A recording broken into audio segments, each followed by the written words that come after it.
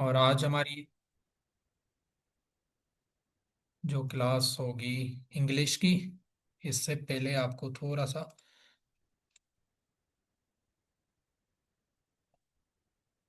तो यहाँ तक हमारा रिफ्रेशर का ये चैप्टर खत्म होता है। क्या कहते हैं, फिजियो कम सही है। बाकी इंशाल्लाह कल हम रिप्रोडक्शन करेंगे, उसके बाद पोल्ट्री करेंगे, ये खत्म हो जाएगा।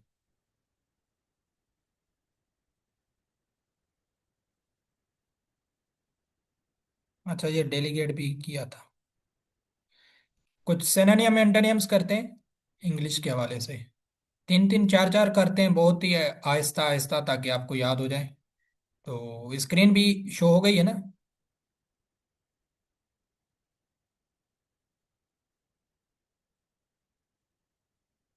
Okay okay. अच्छा, आज का जो सिनोनियम है वो है प्रिकारियस। प्रिकारियस का क्या मतलब होता है? डेंजर वगैरह, कोई डेंजर होती है, डेंजरस कंडीशन, उस सेंस में ये यूज होता है प्रिकारियस। तो इसका एंटोनियम पूछे तो सेफ होगा।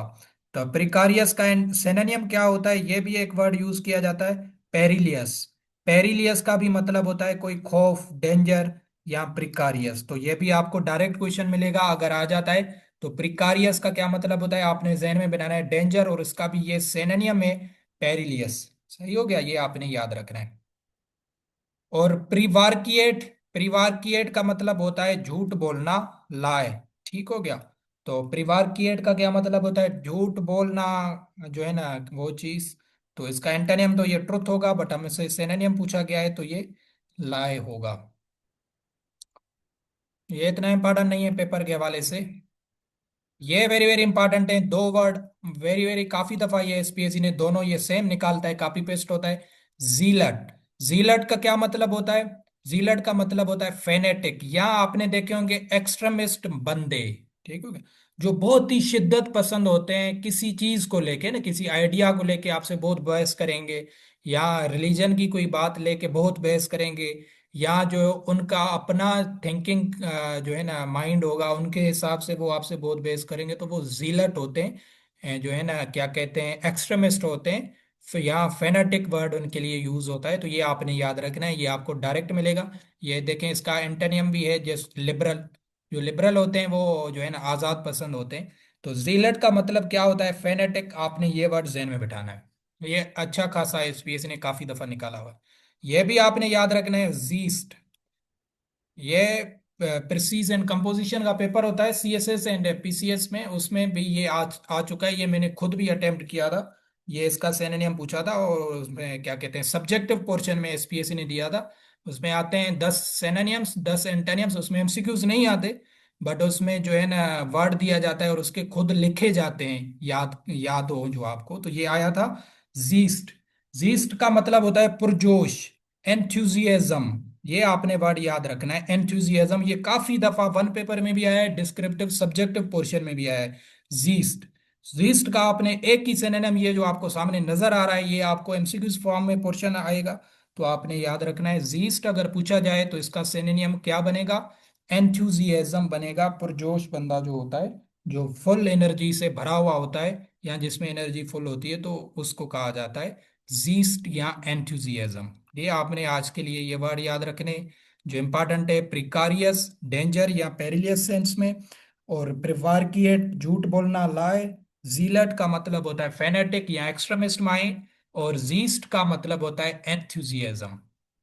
ये आपने सिनोनिम्स करने आज के। और हम चलते हैं चार पांच एंटोनियम्स भी करते हैं, ताकि जो है ना वो भी आपके हो जाएं।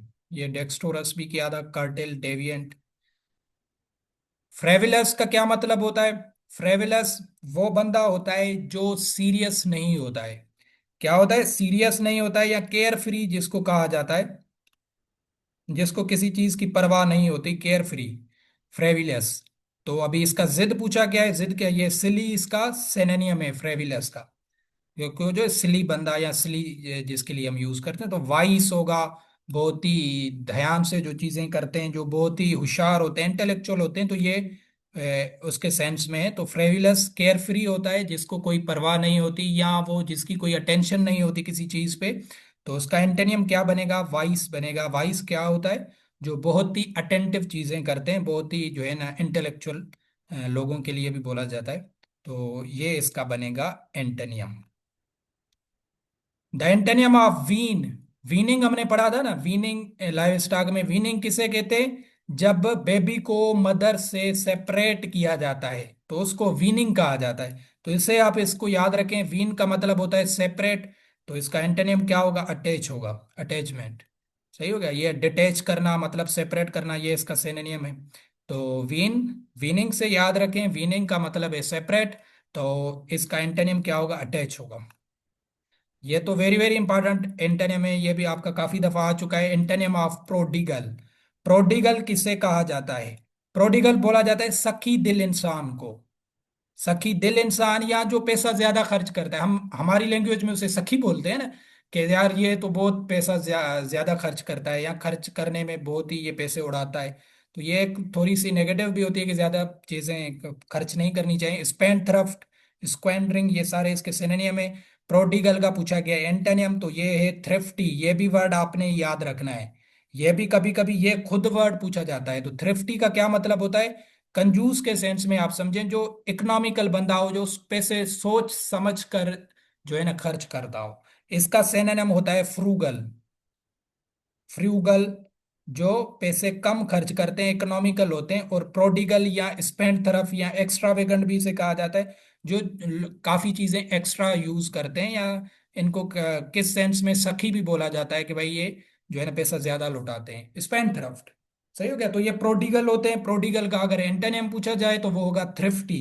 थ्रिफ्टी कौन कौन होते हैं? जो इकोनॉमिकल होते हैं, जो आहिस्ता आहिस्ता स्लोली सोच समझ कर पैसा खर्च करते हैं। तो ये प्रोडिगल और थ्रिफ्टी काफी दफा आता है, कभी कभी थ्रिफ्टी भी आ जाता है। तो थ्रिफ्टी भी आपने याद रखना है। थ्रिफ्टी है तो ये कंजूस के सेंस में, तो इसका एंटोनियम प्रोडिगल बनेगा। या स्पेंड थ्रफ्ट आपको ऑप्शन में मिल जाएगा। तो ये आपने याद रखना है, प्रोडिगल और थ्रिफ्टी वर्ड। लास्ट एंटोनिम क्या है? निबोलस। निबोलस का क्या मतलब होता है? जो क्लियर ना हो, नॉट क्लियर। हम बोलते हैं ना आइज, आइज में, या ये काफी न्यूज वगैरह में भी यूज होता है, नॉट क्लियर, धुंधला जिसे कहते हैं, निबोलस। तो इसका एंटोनिम का क्या होगा? अपेरेंट। अपेरेंट बोला जाता है क्लियर को। ठीक हो गया। ये इसके सिनोनिम से मर्की, शेडो। तो ये आपने याद रखना है। नेबुलस वर्ड जब भी आ गया, नेबुलस का क्या मतलब होता है? जो चीज क्लियर नहीं होती है उसके लिए ये यूज किया जाता है। अभी इसका जिद पूछा है, तो जिद तो क्लियर होना चाहिए, क्लियर ऑप्शन में नहीं है। तो ये अपेरेंट, हम कहते हैं ना कि ये अपीयरेंस में या अपेरेंट बिहेवियर है, क्लियर बिहेवियर है। तो वो क्या होता है? क्लियर जो चीज होती है उसके लिए ये अपेरेंट वर्ड यूज किया जाता है। तो यहाँ तक ये तीन चार आपने सिनोनिम्स याद रखने जो हमने किए, जो है ना फ्रेविलस, एंटोनिम सॉरी, वीन, प्रोडिगल, और जो है ना निबोलस। ये एंटोनिम आपने याद रखने। 2023 में सारे यहाँ से आए थे, इस दफा भी आए थे। ये आगे चल के आपको दिखेंगे। थोड़ा सा कंपोजिशन को भी टच करते हैं। कंपोजिशन हमने पढ़ी थी, ये आपको समझा दिया था ना, ईच एवरी।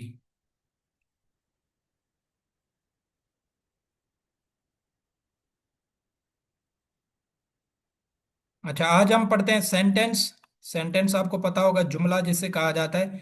इसमें क्या होते हैं इंग्लिश में? एक सब्जेक्ट इन्वॉल्व होता है, एक वर्ब होता है, और एक ऑब्जेक्ट होता है। सब्जेक्ट वो होता है जो काम करता है, जो एक्शन वगैरह परफॉर्म करता है, वो वर्ब होता है।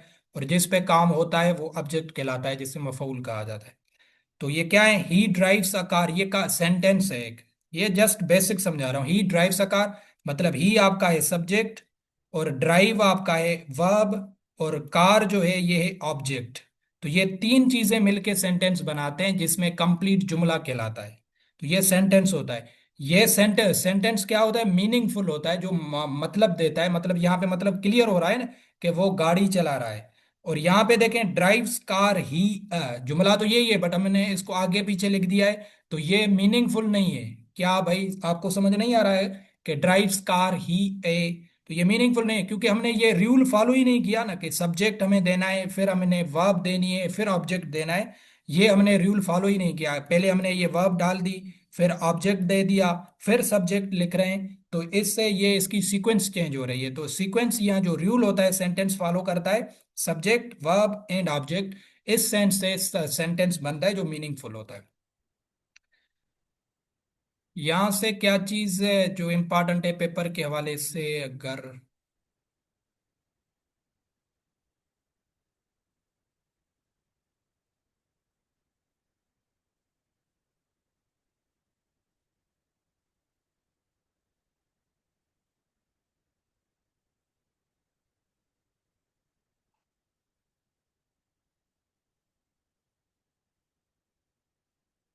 ये रूल आपके लिए इम्पोर्टेंट नहीं है।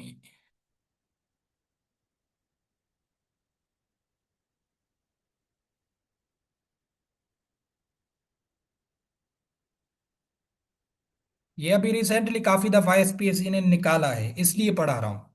ये काफी दफा रिसेंटली क्वेश्चन में आ चुका है, इधर आर और नीदर नार। इसलिए समझा रहा हूँ ताकि, क्योंकि एमसीक्यूज में फिर आपको तंग कर दे, एमसीक्यूज में आता है, बहुत दफा आता है। नीदर नार, नीदर के साथ आपने एक चीज याद रखनी है, कभी कभी वो पूछता भी है ना क्वेश्चन एमसीक्यूज में कि नीदर के साथ क्या लगता है, नार लगता है, और इधर के साथ मतलब क्या लगता है, और लगता है, ये आपने याद रखना है।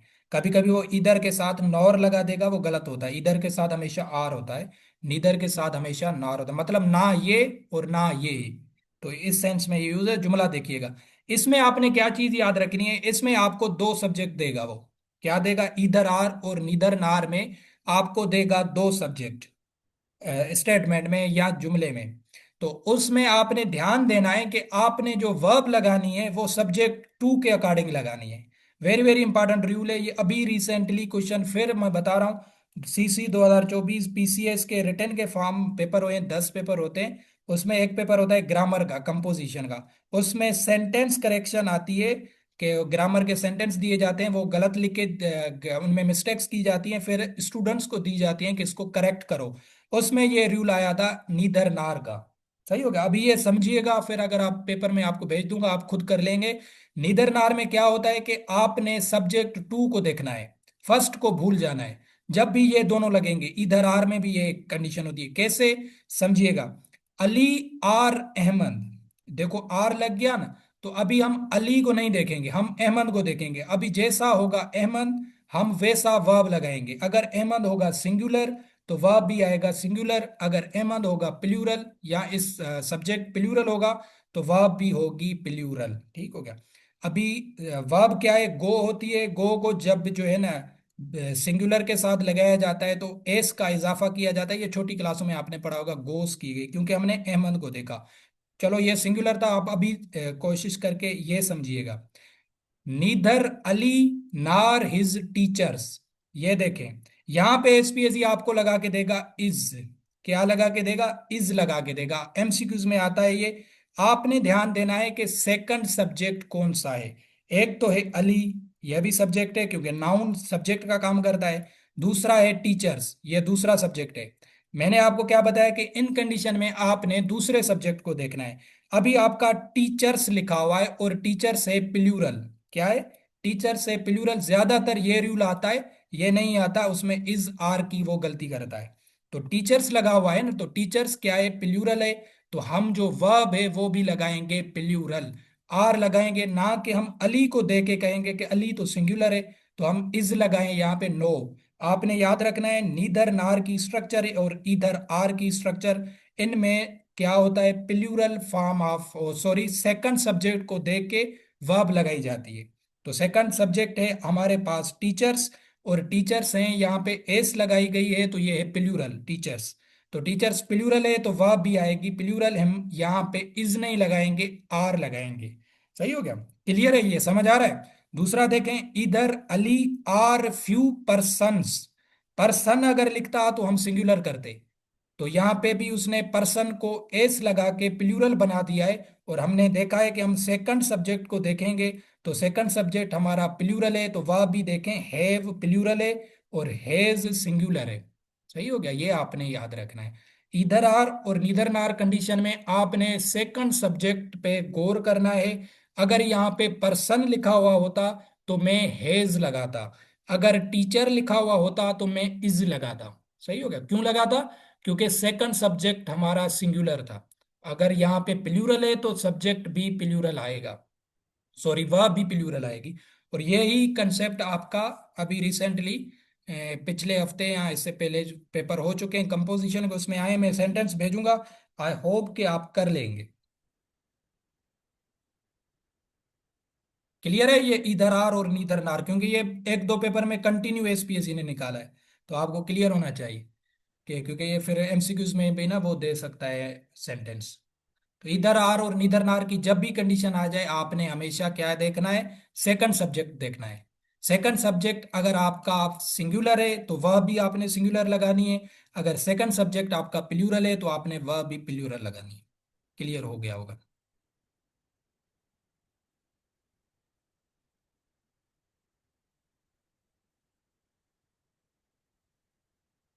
तो बाकी इनसे रूल्स इतने एमसीक्यूज के हवाले से इम्पोर्टेंट नहीं है।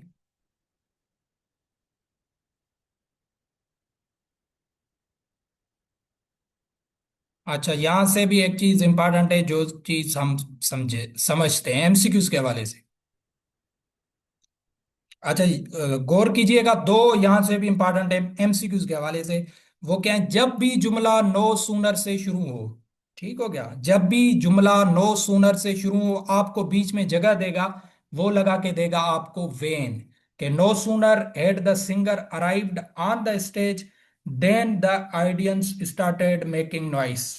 तो इसमें क्या होता है, नो नो सूनर की एक जो है ना, क्या कहते हैं, स्ट्रक्चर है, इसके साथ हमेशा देन लगता है। क्या लगता है, देन लगता है। ये भी आपको एसपीएससी कंफ्यूज करने के लिए इसके साथ वेन लगाता है। एक ये आपने याद रखना है, नो सूनर जब भी जुमले के स्टार्टिंग में लगेगा, उसके साथ हमेशा देन लगाई जाती है। बीच में वो आपको यहाँ पे गलती करके देगा। सही है, ये आपने याद रख। दूसरा, ये हार्डली, हार्डली, स्केर्सली, रेयरली, बेयरली, मतलब मुश्किल से। तो इसका अभी अकाउंटेंट के पेपर में इसका सिनोनिम पूछा गया था, किसका, इसका स्केर्सली का। ये तीनों का मतलब ये सेम होता है, हार्डली, स्केर्सली, रेयरली, बेयरली। इनकी स्ट्रक्चर क्या होती है कि इनके साथ हमेशा वेन लगता है, और ये दोनों वेरी वेरी इंपॉर्टेंट है। आपको आगे पीछे करके देंगे, हार्डली पूछेंगे, जुमला हार्डली से शुरू होगा या स्केर्सली से शुरू होगा या बेयरली से शुरू होगा, तो आपको बीच में वो देन लगा के देगा और कहेगा कि कहाँ पे एरर है। तो आपने समझना है, इन स्ट्रक्चर्स के साथ वेन लगाई जाती है, और नो सूनर जब भी लगाया जाता है उसके साथ स्ट्रक्चर देन फॉलो की जाती है। ठीक हो गया, कि hardly had I entered the classroom when the student posed a question. तो ये आपने याद रखना है, जिनकी लास्ट में ये एल वाई है, तो इनके साथ हमेशा वेन लगाई जाती है। ये आपने रूल याद रखना है, और ये भी मैं सब्जेक्टिव पेपर में भी ये काफी दफा आता है। यहाँ जैसे एएसआई के पेपर होते हैं ना, उनमें भी कंपोजिशन का पेपर होता है, तो उनमें ये निदर नार, इधर आर और ये रूल आते हैं, बहुत ज्यादा आते हैं।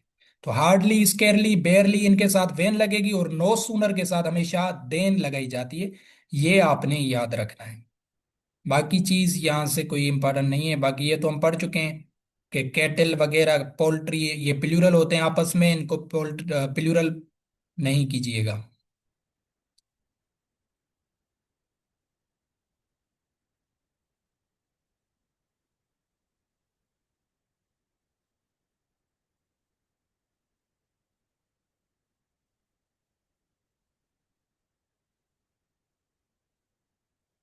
दूसरी चीज ग्रामर में क्या है।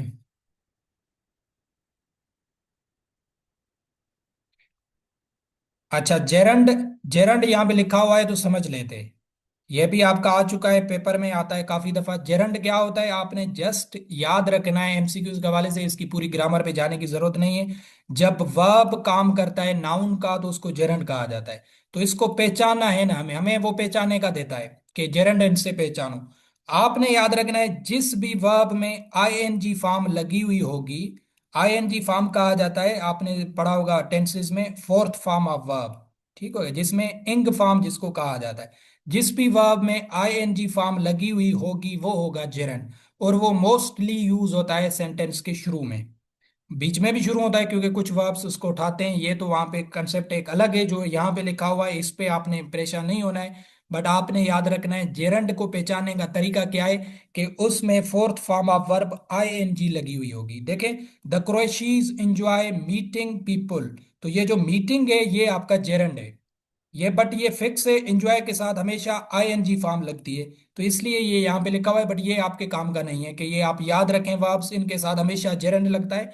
तो ये आपने याद नहीं रखना है, बट आप जेरंड को पहचानना सीखें, क्योंकि ये पेपर में आ चुका है कि जेरंड को जो है ना एमसीक्यूज फॉर्म है, कि जेरंड को किस तरीके से पहचानते हैं हम, कि उसमें आईएनजी फॉर्म लगी हुई होती है। और ये मैं पेपर में आपको दिखाता हूँ क्वेश्चन, जो है ना, ये देखें सारे, ये थिंकिंग, लाफिंग, फेसिंग, ये सारे जेरंड हैं। क्या है? जेरंड हैं, क्योंकि इनके डीलिंग, ड्राइविंग, ये वर्ब्स है ना, देखो ये डील वर्ब है, ड्राइव वर्ब है, इनको हमने नाउन बना दिया, आईएनजी फॉर्म लगाया गया है। तो प्रेपोजिशन चल हम नेक्स्ट में पढ़ेंगे, बट ये क्वेश्चन मैं आपको दिखाता हूँ, ये आया था अकाउंटेंट के पेपर में। क्लियर हो जाए ताकि आपको पहचानना आ जाए अभी, जेरंड पहचानना सीख जाए, क्योंकि एमसीक्यूज में वो आपसे सिर्फ ही सिर्फ एमसीक्यूज में ही पूछेगा।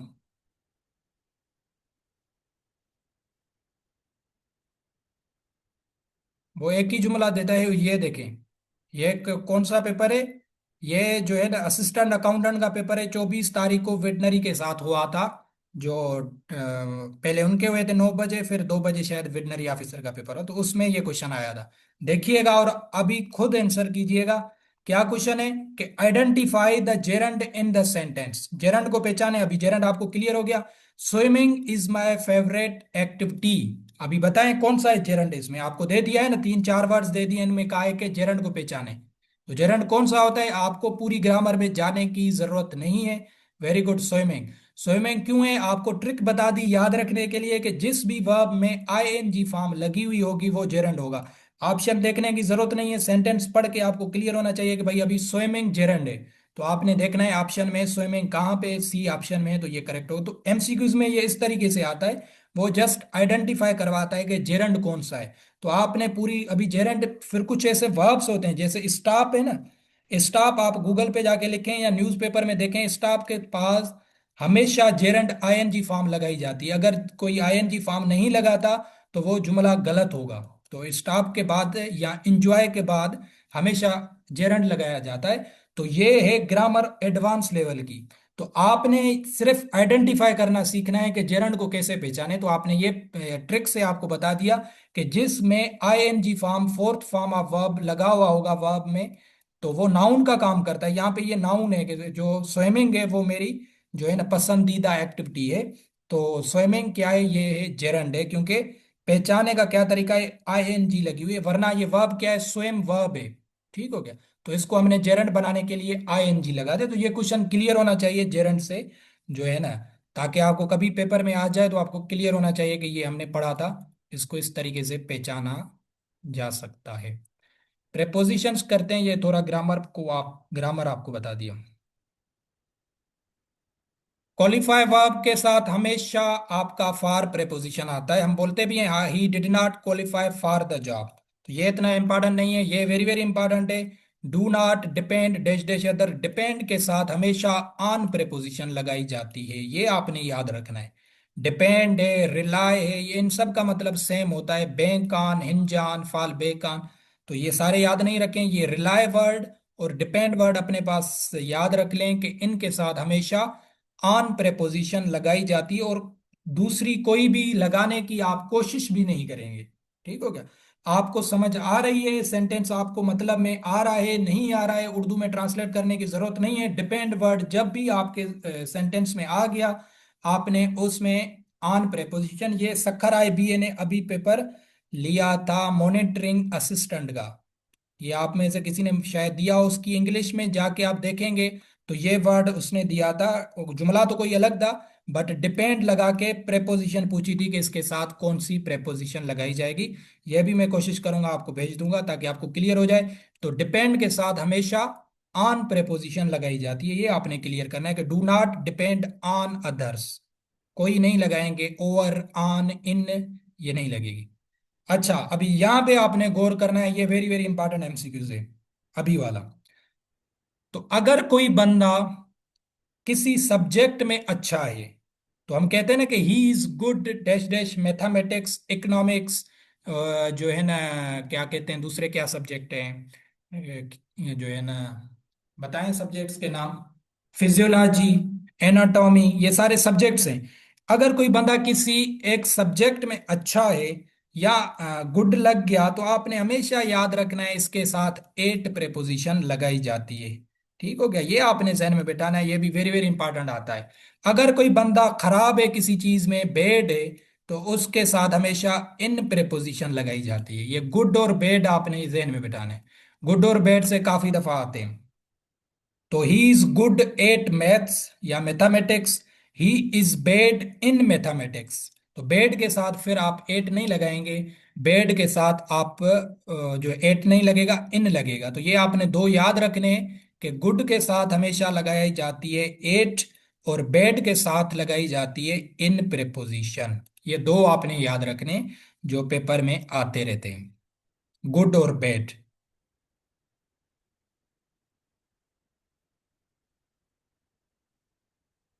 उसके बाद जो है ना, कि you should not confide dash dash stranger. के कन्फाइड का क्या मतलब होता है कि शेयर करना, क्या किसी से बात वगैरह। तो यहाँ पे क्या नसीहत कर रहा है कि जो स्ट्रेंजर हैं, जो आपके जानने वाले नहीं हैं, उनके साथ कोई बात शेयर नहीं करनी चाहिए। तो जब भी सेंस आए शेयरिंग का, क्या कन्फाइड के दो मतलब होते, जब भी शेयरिंग का सेंस आए तो उसके साथ कन्फाइड के साथ लगाई जाती है टू प्रेपोजिशन। दूसरा कन्फाइड का मतलब होता है कि यकीन होना, कन्फाइड इन होता है वो, मतलब हैव फेथ इन, किसी पे यकीन होना। कि for suppose girls confide in their mothers, मतलब वो अपनी माँ पे भरोसा रखती हैं, जो गर्ल्स होती हैं। तो जब भी भरोसे के सेंस में आए तो उनके साथ इन प्रेपोजिशन लगाए, वो जुमला आपको खुद बता देता है ना। यहाँ पे देखें, you should not confide dash dash stranger, मतलब आप उस पे जो है ना क्या कर रहे हैं, शेयरिंग का यहाँ पे जो है ना वो आ रहा है सेंस।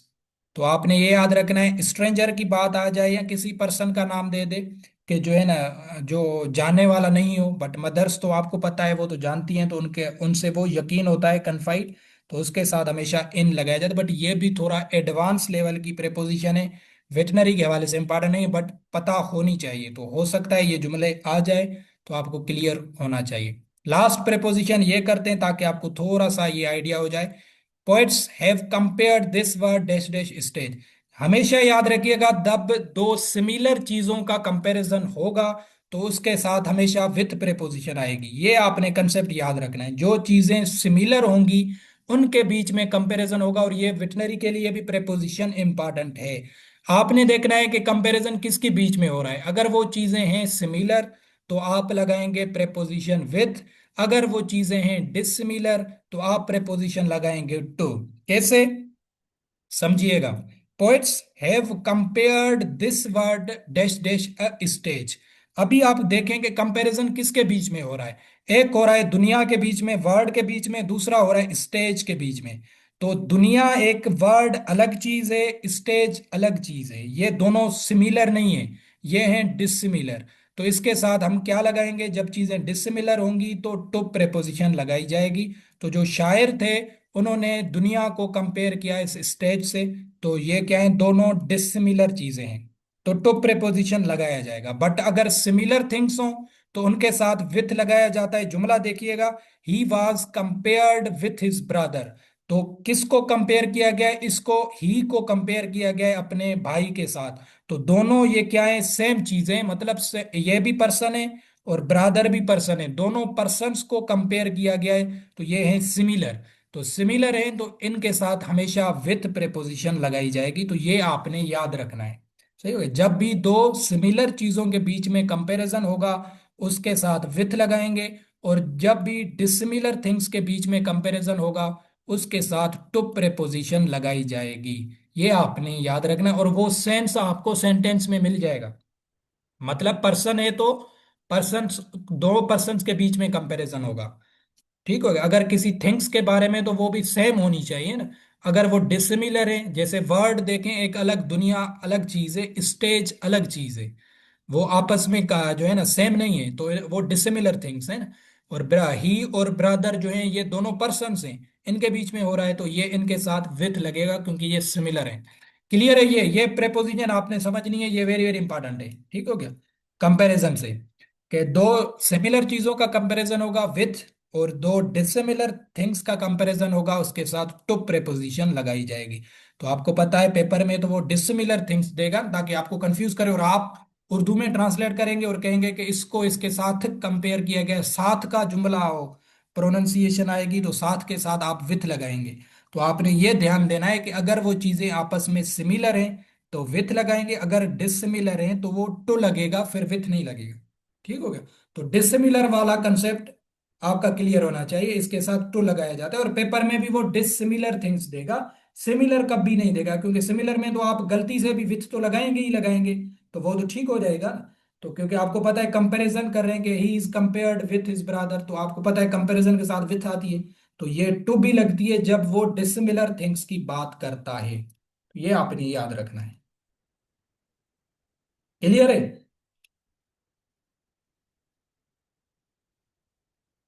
एट आर्म्स लेंथ तक कम नहीं किया था। ओके, सबको क्लियर होना चाहिए। अच्छा, इडियम्स कुछ करते हैं। To flog a dead horse. अभी जो है ना, जो मर चुका है हॉर्स, आप उसको मारेंगे तो क्या होगा? कोई फायदा होगा? नहीं होगा ना। इसको इस तरीके से याद रखना है। टू फ्लॉग बोला जाता है उसको, वो जो लकड़ी होती है हॉर्स के लिए, उसको मारना। तो जो मर चुका है ऑलरेडी, आप उसको जितना भी मारें उसको कोई असर नहीं पड़ेगा, तो वो आप अपनी एनर्जी वेस्ट कर रहे हैं या अपनी इफर्ट्स को वेस्ट कर रहे हैं। तो ये सिर्फ हॉर्स के सेंस में यूज नहीं होता कि जब आप कोई अपनी एनर्जी या अपना टाइम या अपनी इफर्ट्स किसी गलत आदमी पे या किसी गलत चीज पे वेस्ट कर रहे हैं, तो उसके लिए ये एडम यूज होता है, to flog a dead horse. तो मरे हुए जानवर को मारना तो वो कोई फायदा नहीं है उसका, तो ये आप अपनी एनर्जी वेस्ट कर रहे हैं। वेरी वेरी इंपॉर्टेंट एडियम है टू डाई इन हार्नेस। ये टाउन ऑफिसर में एसपीएससी ने पूछा था, बट इसका एंटोनियम पूछा था। आपको मतलब आ गया तो आप एंटोनियम खुद ढूंढ लेंगे। टू डाई इन हार्नेस का क्या मतलब होता है? To die while in service. यहाँ आप काम के दौरान जिस भी बंदे की डेथ हो जाती है उसके लिए ये एडियम यूज किया जाता है। मतलब वो एक्टिव सर्विस हो या किसी जॉब में होता है आदमी, तो वो जॉब के दौरान उसकी डेथ हो जाती है तो वो सर्विस में है, तो उसके लिए ये एडियम यूज किया जाता है, टू डाई इन हार्नेस। सही हो गया। ये भी मैं जो है ना आपको स्क्रीनशॉट भेज दूंगा। आपने फिर खुद देखना है कि इसका एंटोनिम क्या है, मतलब समझना आना चाहिए ना। कि टू डाई इन हार्नेस का क्या मतलब होता है? कि कोई एक्टिव बंदा सर्विस में है, उसकी डेथ हो गई, या वो कोई काम कर रहा है उसके दौरान उसकी डेथ हो गई, तो वो सर्विस में या एक्टिव फॉर्म में जब उसकी डेथ हो जाती है उसके लिए ये इडियम यूज हो जाता है, to die in harness. But SPS ने एंटोनिम इसका क्या दिया था वो आप, अगर ये मतलब आ चुका है तो वो आपको समझ आ जाएगा, ये भी स्क्रीनशॉट ग्रुप में आपको मिल जाएगा।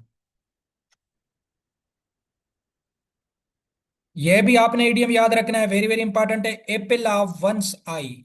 Apple of one's eye idiom का मतलब होता है जो बहुत ही प्यारा होता है, वेरी डियर होता है। ठीक हो गया।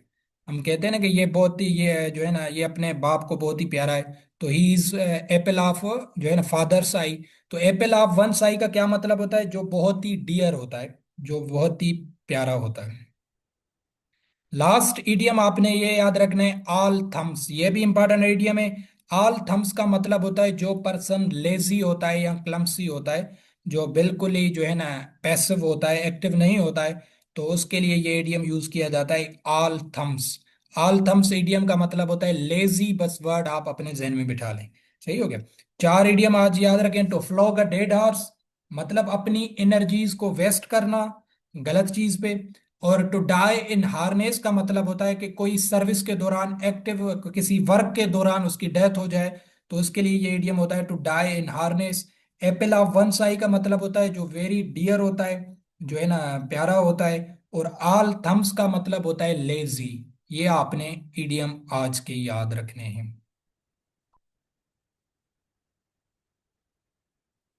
फ्रेजल वर्ब अगर टाइम बचता है तो इसको एक ही करवाता हूं ताकि आपको। चलो, कॉल ऑफ करते हैं, आज सेट ऑन तक किया था। कॉल ऑफ का मतलब होता है कैंसिल। ठीक हो, पोस्टपोन नहीं है। पोस्टपोन के लिए यूज किया जाता है पुट ऑफ का। कैंसिल और पोस्टपोन में क्या मतलब होता है? कैंसिल जो चीज होती है वो दोबारा कंडक्ट नहीं होती है, और जो पोस्टपोन चीज होती है वो दोबारा कंडक्ट होती है। सही हो गया। मतलब अगर कोई मैच या कोई पेपर पोस्टपोन किया गया है किसी भी वजह से, वो दोबारा आपसे लिया जाएगा। अगर कोई चीज कैंसिल हो गई, हम तो ये कैंसिल ही बोलते हैं ना, अगर कोई चीज दोबारा ली भी जाती है हम कहते हैं पेपर कैंसिल हो गया। तो वो, बट हम गलत यूज करते हैं, तो आपने याद रखना है। कॉल ऑफ का क्या मतलब होता है? कैंसिल करना। Due to storm they had to call off the outdoor concert, जो उनका कंसर्ट था, प्रोग्राम था, उनको उन्होंने कैंसिल कर दिया, मतलब अब वो दोबारा नहीं होगा। और पुट ऑफ का क्या मतलब होता है? पुट ऑफ का मतलब होता है पोस्टपोन कर देना, कि मैच हैज पुट ऑफ, तो मैच को पोस्टपोन कर दिया गया, मतलब कोई बारिश वगैरह है, फिर जब बारिश रुकेगी तो मैच दोबारा शुरू होगा। सही हो गया। तो पोस्टपोन और कैंसिल में आपने फर्क याद रखना है। और कॉल ऑफ फ्रेजल वर्ब है। कॉल ऑफ का मतलब होता है कैंसिल करना, और पुट ऑफ इससे रिलेटेड है इसलिए लिखा गया है। पुट ऑफ का मतलब होता है पोस्टपोन करना। तो ये दो फ्रेजल वर्ब याद रखें, बाकी कॉल फॉर, अप, ये फिर दोबारा पढ़ेंगे। ये कॉल से रिलेटेड जितने फ्रेजल वर्ब है। आई होप के चीजें क्लियर होंगी, यहां तक करते हैं।